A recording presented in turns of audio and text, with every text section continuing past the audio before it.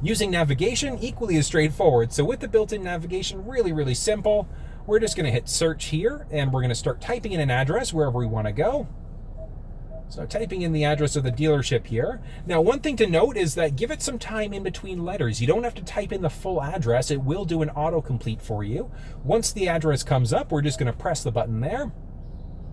There we go, and just a second, and there we go. So 2 choices now. We can either save it as a favorite, or we can start the navigation. Obey traffic laws, be alert, and use voice commands while driving. Perfect. Please proceed to the highlighted route, and then the route guidance will start. There we go. So nice and straightforward here. So now we've got our destination, which obviously isn't that far away. In order to be able to cancel the route, all we're going to do is press the X button here, and yes, we're going to cancel the route. There we go. Back up to controls now. Now, if we jump into our menu settings, a few other options. Screen view is going to let you change the view and the way that the screen looks. It's pretty straightforward.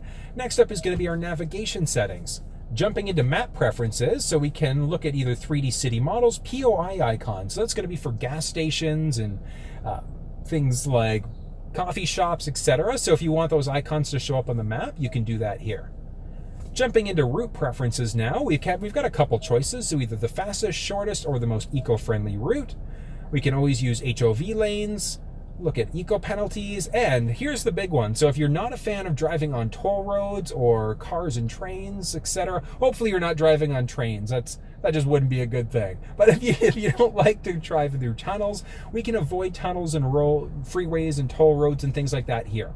And that's essentially going to make the navigation take those things into account.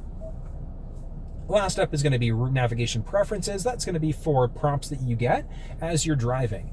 So guidance prompts, we've got the voice and tones, which is going to be a voice letting you know that there's an upcoming turn, and a tone as you get closer. You can have just a voice or a tone. It's a matter of personal preference.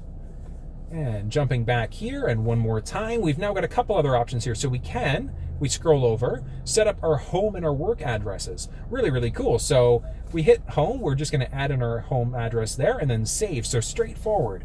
Where having a home and work address comes into play is, let's say, you're 8-10 hours away, whatever the case may be, you're just outside exploring and you want to figure out how the heck to get home. With your address already entered and saved into the system here, you can press the voice command button on the steering wheel, say navigate home, and then it'll do just that. It'll navigate home for you. Really, really neat.